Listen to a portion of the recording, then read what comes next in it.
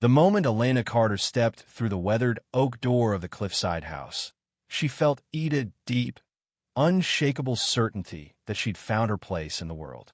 The salty tang of the ocean breeze swept through the open windows, rustling the sheer curtains, while the endless expanse of the Pacific stretched out before her like a Levi-ing painting.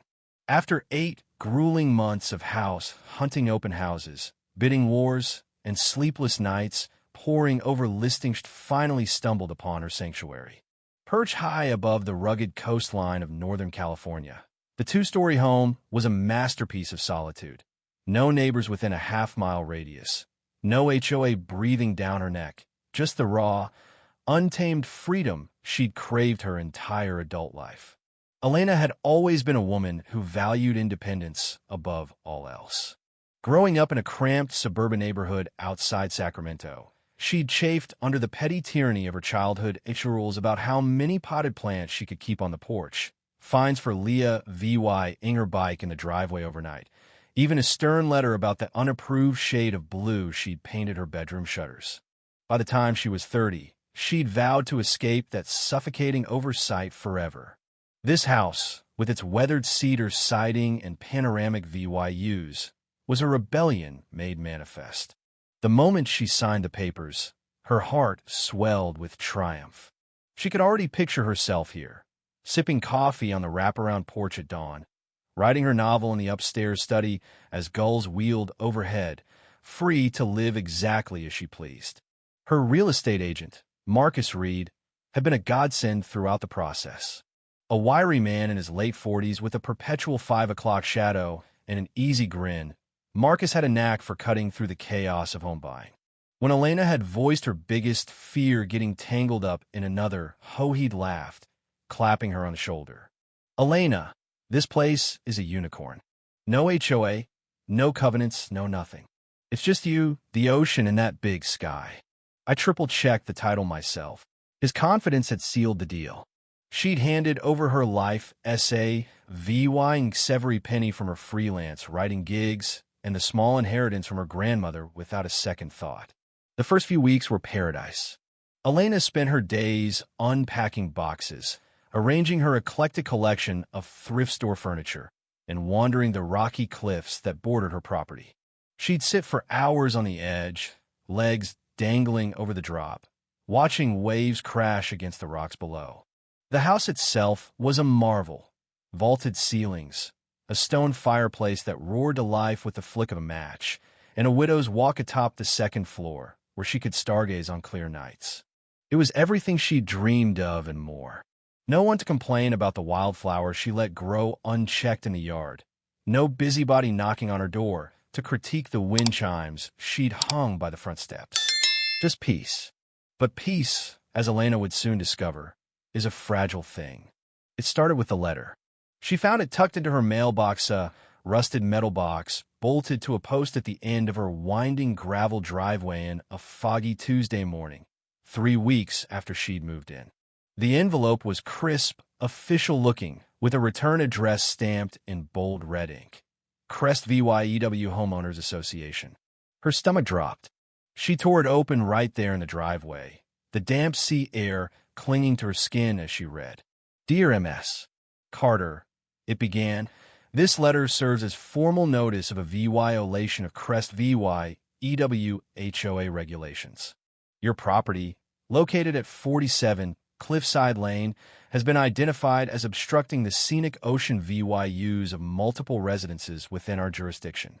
The construction of your 2-story dwelling exceeds permissible height restrictions outlined in our covenant agreement. You are hereby ordered to submit plans for immediate remediation, including potential demolition of the upper story, within 30 days. Failure to comply will result in legal action." Elena's hands trembled as she reread the words, her mind racing. Clet VUY? Obstructing VYUs? Demolition? It didn't make sense. Marcus had assured her repeatedly that this property was free and clear of any HOA. She'd seen the title report herself. No liens, no easements, no community affiliations. This had to be a mistake. She stormed back into the house, The letter crumpled in her fist and dialed Marcus's number. "Elena, slow down," he said when she finally got through, her voice shaking with a mix of confusion and fury.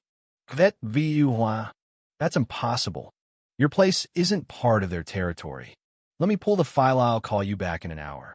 True to his word, Marcus rang back, but his tone had shifted from breezy reassurance to cautious unease.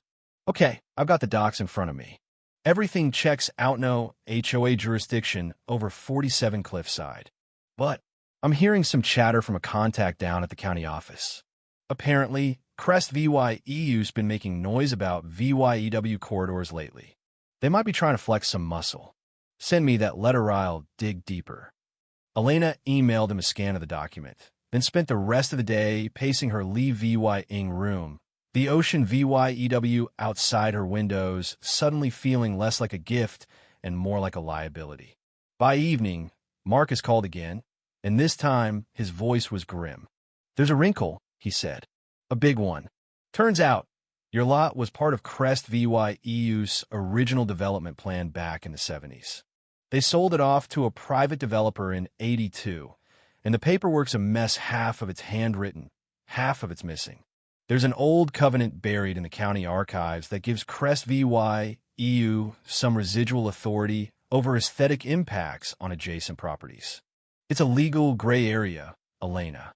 They're claiming your house blocks their million-dollar VYUs, and they're not backing down." "Aesthetic impacts?" Elena snapped, her voice rising. "Marcus, you told me this place was clean. I bought it because I wanted out of that HOA nonsense, and now you're telling me they can sue me over their VYUs. I know I'm as blindsided as you are," he said, sounding genuinely rattled. "I'm calling in a favor with a lawyer friend tomorrow. We'll figure this out. Just don't do anything rash, okay?" Rash was exactly what Elena felt like doing. She wanted to march down to Crest VY Ava, gated cluster of McMansions 2 miles south, where manicured lawns and infinity pools gleamed in smug perfection and demand answers. Instead, she poured herself a glass of wine and sat on the widow's walk, staring out at the horizon as the sun dipped below the waves. This was supposed to be her fresh start, her escape from a life of rules and restrictions. Now it was a battlefield. The next morning brought a second shock. Elena woke to the sound of gravel crunching under tires. Peering out her bedroom window, she saw a black SUV parked in her driveway, 2 men in polo shirts and sunglasses stepping out. One carried a clipboard, the other held a camera. She threw on a robe and stormed outside, her bare feet stinging against the cold stone path. "Can I help you?" she called, her voice sharp. The man with the clipboard glanced up, unfazed. "MS. Carter? We're with Crest VYEWHOA. Here to document the VYEW obstruction for our case file. Won't take long." "Get off my property," she said, stepping forward. "Now." "Ma'am, we have every right to be here," he replied, tapping his clipboard. "Covenant 17B, subsection 4. You want to read up on it?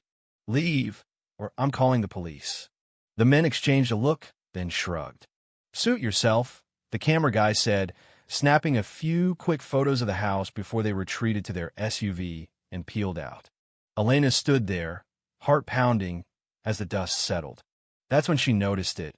A small, deliberate scratch carved into the side of her mailbox, fresh enough that the metal glinted in the morning light. A warning. She called Marcus again, her voice trembling with rage. "They were here, Marcus, on my land, taking pictures, acting like they own the place. They scratched my mailbox, till I am done playing nice." "Jesus," he muttered. "Okay, this just got real. My lawyer friend's on board name's Tara Nguyen. She's a pit bull with this kind of stuff. We're meeting her at 2 p.m. Can you make it?" "I'll be there," Elena said, her jaw tight. "And Marcus? I'm not losing this house. Not to them, not to anyone." Elena Carter stood in her driveway, the damp gravel digging into her bare feet as the black SUV's taillights vanished into the fog.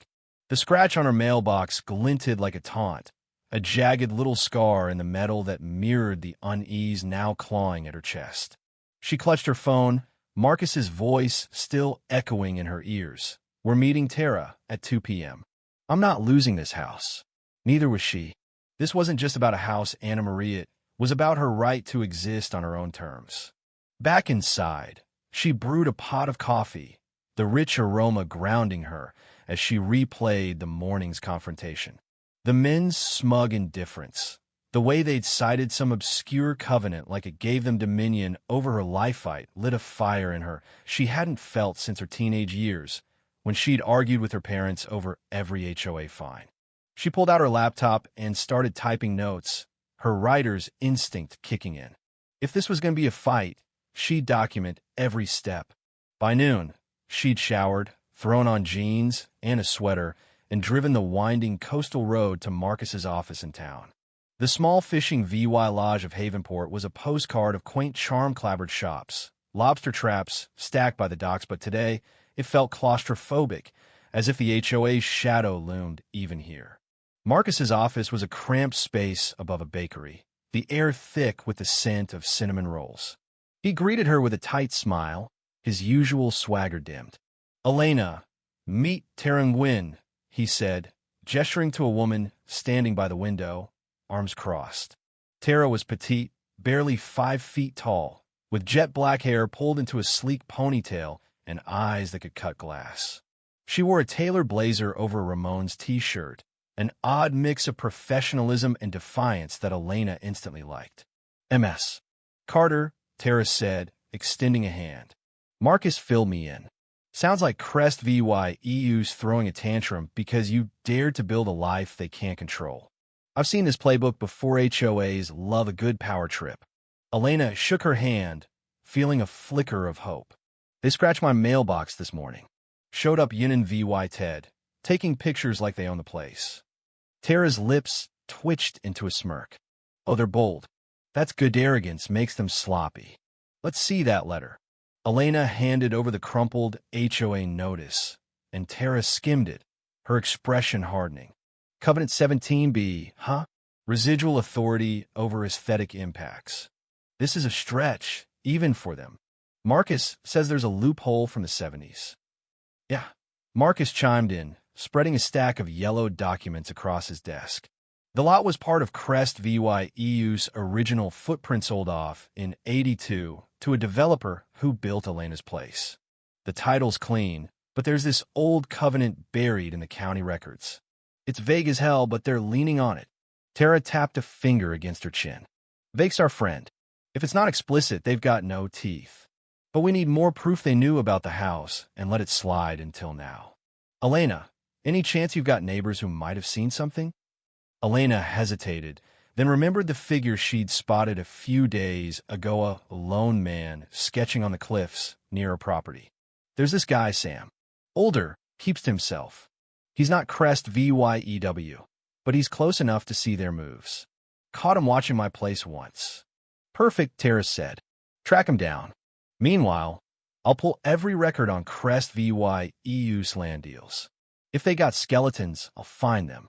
That evening, Elena drove the narrow trail along the cliffs, her headlights cutting through the dusk. Sam's house was a ramshackle cottage a half-mile south, its shingles peeling, a rusty windmill creaking in the yard. She knocked, and after a long pause, the door creaked open. Sam was in his 60s, wiry and weathered, with a gray beard and paint-splattered overalls. His eyes narrowed at her. "You're the new one," he said, voice gravelly. "Cliffside Lane. Heard the HOA's already sniffing around." "Yeah," Elena said, holding his gaze. "They're claiming my house blocks their VYUs. You know anything about them?" Sam snorted, stepping onto the porch. "No, Em? He fogged thing. Lost my place down the hill in '98. Same crap about VYUs. They don't care about rules. They care about winning. Watch yourself, they play dirty." "Dirty how?" she pressed. He glanced toward Crest VYEU's glowing lights in the distance. "Threats. Break-ins. One time, they cut my water line, claimed it was maintenance. Took everything I had to keep that house, and they still won." "You got a lawyer?" "Just hired one," Elena said. "She's digging into their past. Anything you can tell me." Sam rubbed his jaw, then nodded. Check the old planning meeting scounties got tapes from the 90s. Crest VYEW tried to buy your lot back then. When they couldn't, they got nasty. Might be something there. Elena thanked him and drove home, her mind buzzing. Sam's warning lingered like salt, and the air-dirty tactics weren't just possible. They were Crest VYEU's DNA. The next week was a blur of discovery and dread. Tara called with updates daily, her voice crackling with excitement as she unearthed fragments of Crest VYEU's history. The covenant Marcus had found was real, but flimsy, a relic from a 1974 development plan that predated modern zoning laws. More damning, Tara discovered a faded memo from 1981. Crest VYEU's board had offered to buy Elena's lot for a song, only to be outbid by the developer who'd built her house. The memo dripped with resentment, an eyesore on our horizon, one board member had written. They'd never forgiven the loss. Elena, meanwhile, found something of her own. While rearranging the attic, she stumbled on a wooden box tucked behind a loose panel. Inside was a leather-bound journal, its pages yellowed but legible. The handwriting belonged to a woman named Clara Henshaw, who'd owned the house from 1992 to 1995. Clara's entries started idyllic. The cliffs are my refuge, but darkened fast. By mid-93, she was chronicling Crest VYEU's harassment. Anonymous letters, slashed tires, a dead seagull left on her doorstep. The final entry, dated March 1995, chilled Elena to the bone. They've won. Filing bankruptcy tomorrow. This house was my dream, and they've turned it to ash. Clara's story was a mirror to her own, and it fueled Elena's resolve. She scanned the journal and sent it to Tara, who called back within hours. This is gold, Tara said. Proof of a pattern. If we can tie their current stunts to this, they're toast. But Crest VYEW wasn't waiting for a courtroom. 2 days later, Elena woke to a stench that hit her like a punch-rotting fish scattered across her porch, their glassy eyes staring up at her. She gagged, grabbing a shovel to clear the mess, when she noticed her sprinklers hissing erratically. Someone had sliced the lines. She called Tara, who arrived with a camera and a steely calm.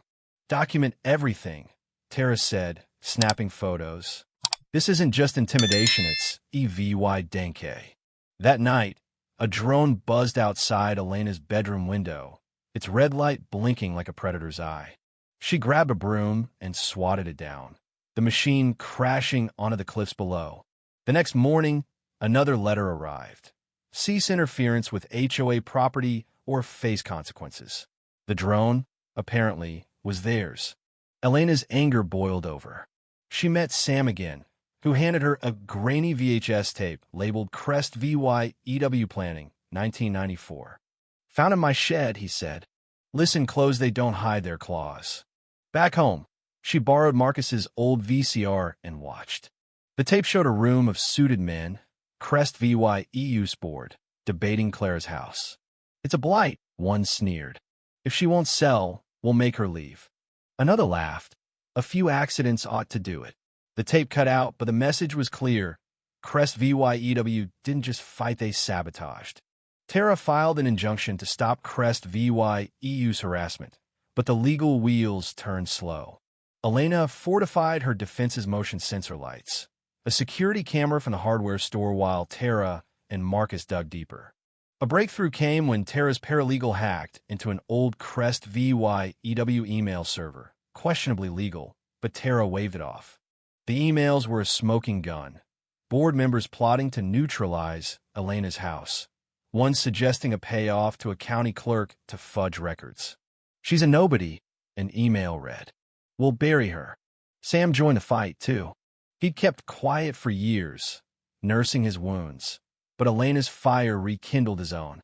He canvassed Havenport, collecting stories from others. Crest VYEW had crushed a widow fined into foreclosure, a fisherman whose dock they torched. They think they're untouchable, Sam said. Let's prove them wrong. The harassment peaked one stormy night. Elena woke to shattering glass of rock through her Leave VY room window, wrapped in a note. Leave or lose it all. She called the police, who took a report but shrugged. No witnesses, ma'am. Tara arrived at dawn, furious. "This ends in court," she said. "We've got enough now." The trial was a circus. Crest vs. EU's lawyers, a trio of polished sharks, argued Elena's house vs. OLAD their covenant, trotting out doctored photos and whining homeowners. Tara dismantled them with surgical precision. Claire's journal, the VHS, the emails, the drone wreckage. Elena took the stand, her voice steady as she recounted the fish, the drone, the rock. "This isn't about VYUs," she said. "It's about power. They want to control what's mine." Sam's testimony sealed it. He played the 1994 tape, his hands shaking but his eyes fierce. The judge, a no-nonsense woman with silver hair, leaned forward as the board's voices filled the room. When Crest vs. EU's lead attorney stammered through a rebuttal, she cut him off. "Enough. This isn't a covenant dispute, it's a vendetta." The ruling came fast. Crest vs. EW had no legal claim. The covenant was voided, their actions deemed malicious. Elena won attorney fees and a restraining order. She walked out of the courthouse, Tara grinning beside her, the ocean air tasting sweeter than ever. Crest vs. EW didn't slink away quietly. A week later, Elena caught 2 board members on her property, yanking her sprinkler valves. She filmed it, called the cops, and pressed charges. Tara filed a countersuit harassment, trespassing, property damage armed with the VY Deo, Sam stories, and a growing pile of EVY Denke. The HOA buckled, settling for due la $250,000. Their president, a pompous real estate mogul named Harold Vance, resigned in disgrace, his face plastered across local news. Elena's house became a symbol. Havenport buzzed with her story, the woman who beat Crest vs. EU. Her property value doubled as buyers flocked to the cliffs, drawn by the legend. She used the settlement to fix the sprinklers, replace the window, and build a studio atop the Widow's Walk, her riding haven at last. On a crisp spring evening, Elena sat on her porch, a glass of Pinot in hand, the ocean stretching endless before her. The wildflowers swayed in the breeze, the wind chimes sang, and her laptop glowed with the final lines of her novella, thinly veiled account of the battle she'd won. Sam stopped by, a rare smile on his face. "You did what I couldn't," he said, handing her a sketch of her house, framed against the cliffs. "I had help," she replied, raising her glass to standing tall. The fight had been brutal, but the peace was worth it. Crest vs. EU's shadow faded, their power broken. Elena Carter had her sanctuary and no one would take it again. If you were the one in this story, how would you react? Would you stand up and fight back, or accept the unreasonable pressure and control from the HOA? Share your thoughts in the comments below.